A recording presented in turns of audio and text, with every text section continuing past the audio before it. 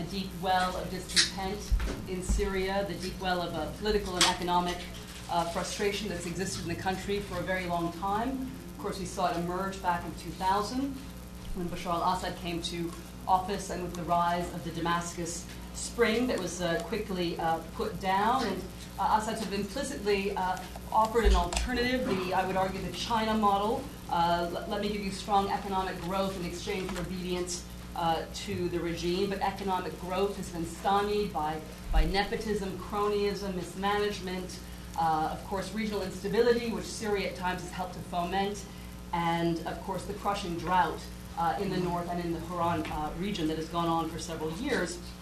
And Syrians have had enough, and I guess what has come as a surprise to me and others is just how quickly the Arab Spring came to Syria shortly after events in Libya. And of course, what's also surprising is the incredible courage that the Syrians have had in facing the brutal crackdown. Demonstrations seem to be dying down a few Fridays ago, but perhaps as a result of the Obama speech and U.S. sanctions, they've gained new wind. Yesterday, the EU imposed additional sanctions on 9 Syrian government officials, including Bashar al-Assad, so no more visits to the Elysee Palace for Bashar and Asma. How these moves will weaken or affect the regime remains to be seen, just as it remains to be seen whether or not these protests are sustainable, how long they'll last for, and the ultimate question, whether or not these key constituencies will join, like the Sunni merchant classes in Damascus and Aleppo. In any case, we're going to examine these internal dynamics as well as look at the regime and the military for signs of stress or cracks. We're going to look at the influence of Syria's allies and neighbors on its decisions, Turkey, Hamas, Hezbollah. And we're also going to examine the U.S. position and whether or not sanctions can really make a difference. Does the U.S. have any leverage over Syria? What more can be done to incentivize change, if change is even possible, or to increase the pressure? And we've got a great group of panelists here to do so. They've all had long experience working in, reporting from, or analyzing Syria, and I'm very excited and honored that they're here with us today. We're going to start with Ammar Abdulhamid. Ammar is the founder and director of the Thadwa Foundation. It's an NGO devoted to democracy promotion in the Middle East and North Africa. He's been closely tracking and monitoring the activities of protesters on the ground in Syria, and was instrumental in getting, I believe, the satellite phones and more computers to the protesters so they could continue their dissent. His blog, Syrian Revolution Digest, if you don't know about it, check it out. It's tracking events very closely and has a lot of video links. His opposition to the regime led to his exile in 2005. Helena Cobban is visiting Syria for decades. She wrote a column on global issues for the Christian Science Monitor for 17 years. She's written many books, many of them on the Middle East, and 2 of them specifically on Syria, have specifically tracked the Syrian-Israeli relationship in War and Peace. Her last was the Israeli-Syrian Peace Talks, 1991 to 96 and beyond, published by USIP in 2000. She also has a great blog, Just World News, with many articles on Syria and Turkey. Steve Heydemann serves as Senior Vice President of the Grants Program and Special Advisor to the Muslim World Initiative at the United States Institute of Peace. His research and teachings have focused on the comparative politics and the political economy of the Middle East. His interests include authoritarian governance, which is very appropriate to our discussion today, economic development, social policy, political and economic reform, and civil society. He's directed the Center for Democracy and Civil Society at Georgetown University and has also taught at Columbia. Thank you all once again for joining us. Very quickly, before we begin, though, I just want to alert you to the Middle East Journal's latest issue, the spring issue, which we're selling copies of for $10 outside. We just happen to have 2 great articles on Syria in this issue, somewhat of a coincidence.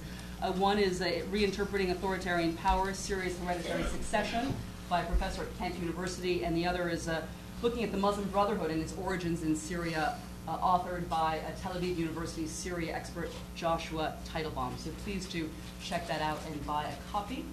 And thank you once again. And now I invite Ammar Abdulhamid. Thank you very much, Kate, and thank you very much for having me here. These are indeed very interesting times, very critical times in Syria. We have people like me have been waiting for this moment for a long, long time. Of course, we do realize that there are a lot of sacrifices being made. There's a lot of violence taking place on part of the authorities, and there are a lot of bloodshed. Nonetheless, we cannot but look at this moment in our history with a lot of appreciation that we finally got here to the point where change is now in the hands of the people, and where we are caught in the midst of actually the revolutionary upheaval for a long time we've been talking about and predicting. A friend of mine from the Hill a few days ago sent me a link to my testimony in Congress on April 24th, 2008, in which basically I spoke about the discontent, the growing discontent at the grassroots level, at a time when a lot of people, a lot of analysts basically were saying Bashar is in control, the regime is stable, and everything is fine, and the Assad regime is as strong as ever and has emerged out of a period of isolation that was imposed on it between 2005 to 2007 by the Bush administration, stronger than ever, and that Bashar is the man in control.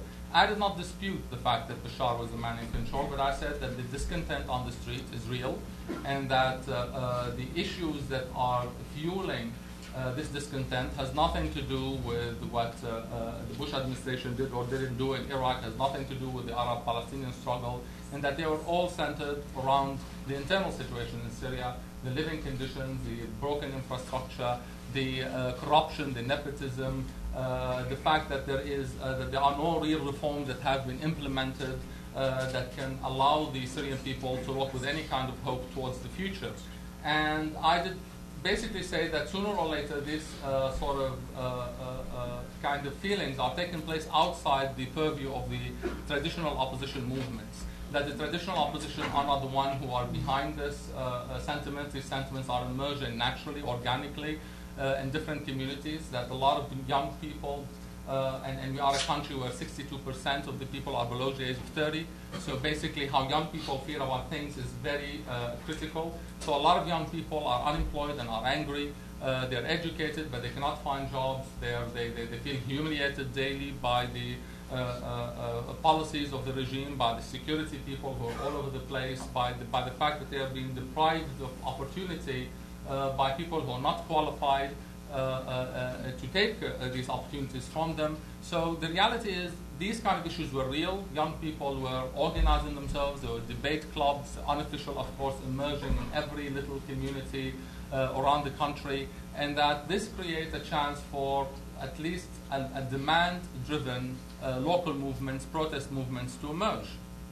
And that these movements, once they emerge, they will not be necessarily anti-regime. They will not be calling, immediately for the overthrow of the regime or toppling the regime, but that things could easily move in that direction because of the kind of policies that the Assad will adopt, because they understand only one language, which is violence, and they've always looked with disdain towards their own people. So it's easily that situation. Once it starts, it can easily become a revolutionary situation.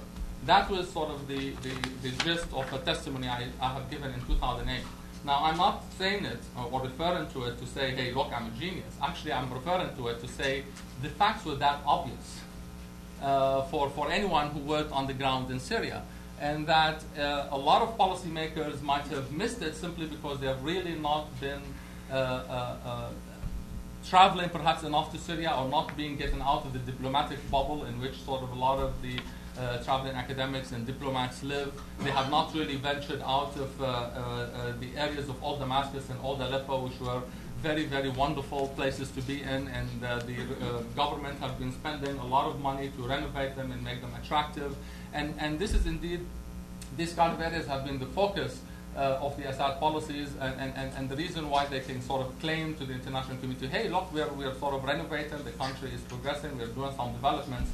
But the reality is, this is nothing. I mean, development is not about building a shopping mall or a nice restaurant.